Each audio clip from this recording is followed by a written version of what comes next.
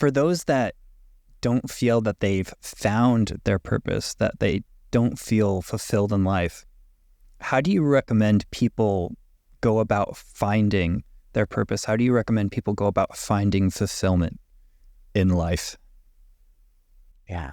I think you follow what calls to you.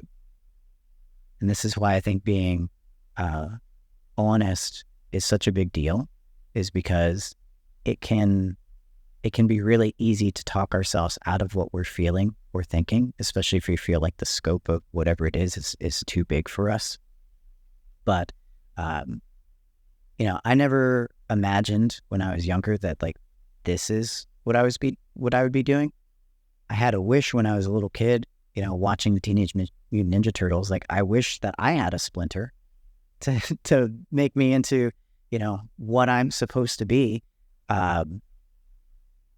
And in retrospect, I can look back and see like all these crumbs that, reality was feeding me about where I'd end up. Because when I was younger, I used to think about like, oh, it would be cool to be a teacher and to work with kids, or even to, like work with really little kids.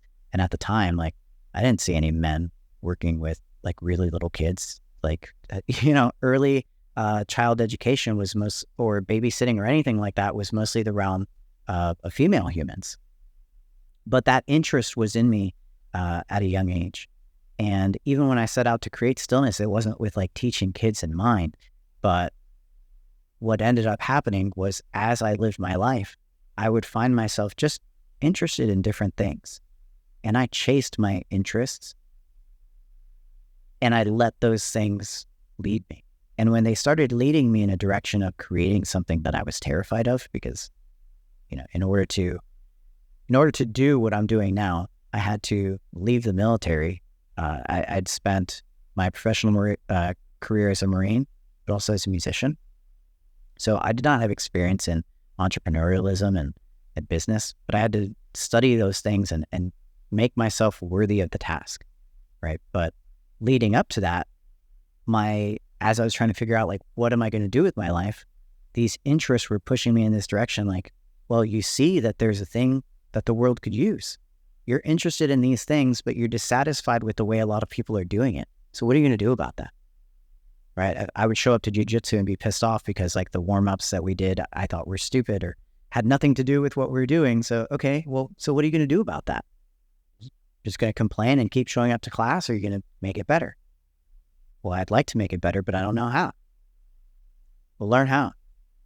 Right? And so that conversation was a thing that happened 1,000 times in different ways between me and myself.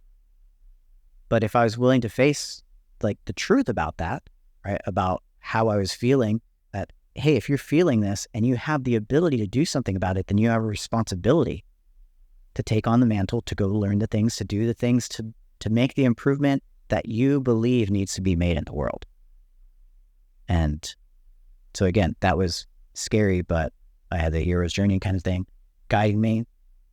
Later on, I wish I had that at the beginning. But essentially, I think it's follow your interests and chase them where they lead you, no matter what. And that can be scary, but just know that it's supposed to be. Or that, one of my favorite quotes is that raging terror of where you're headed is the surest sign that you're traveling in the right direction. And I think along the lines of the hero's journey with the dark night of the soul, like, you're supposed to get there. That means you're doing something right.